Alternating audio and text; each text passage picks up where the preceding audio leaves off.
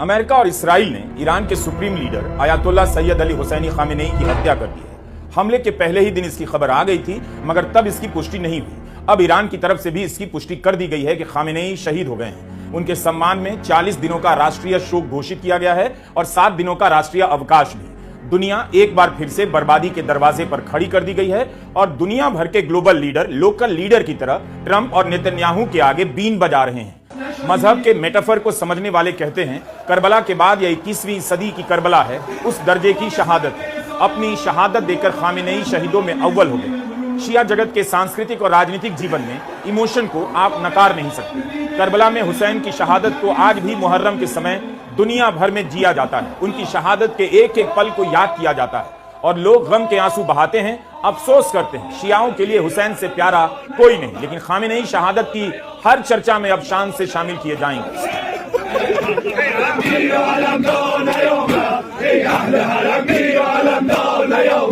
कुछ महीने पहले कहा जाने लगा कि खामेनेई अपनी जान बचाने के लिए मॉस्को भाग सकते हैं, लेकिन जानकार कहते हैं कि खामेनेई हमेशा से जानते थे उन्हें ईरान में ही शहीद होना है। 37 साल ईरान की राजनीति, समाज, कूटनीति को गढ़ने और संवारने वाले 86 साल के खामेनेई अमेरिका के विरोध में खड़े दुनिया के सबसे बड़े नेता थे।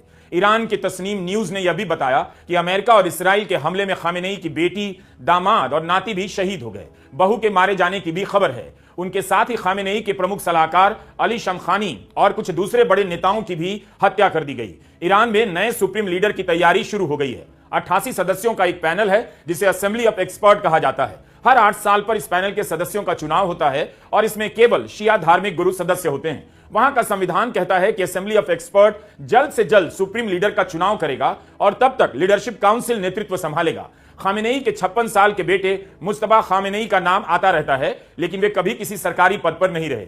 पिछले साल जब अमेरिका और इसराइल ने ईरान पर हमला किया, तब खामेनेई ने ही नए उत्तराधिकारी के लिए 3 नाम सुझाए। उनकी पहचान सार्वजनिक नहीं की गई।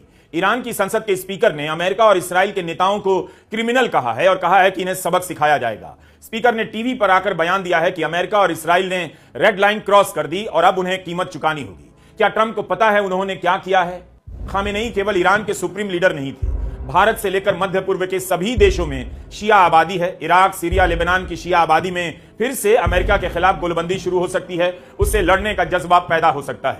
इसीलिए ईरान ने सऊदी अरब, कतर, संयुक्त अरब अमीरात, बहरीन सब पर हमला किया और दिखा रहा है कि वह इन देशों पर हमला कर सकता है। भारत में लखनऊ से लेकर कश्मीर तक में फैली शिया आबादी भी उद्वेलित हो गई। कश्मीर में जगह जगह पर बड़े बड़े प्रदर्शन हो रहे हैं। रमजान के महीने में शिया के सबसे बड़े धार्मिक गुरु को मारकर अमेरिका ने आने वाले समय में बड़ी लड़ाई का बीज आज ही बो दिया।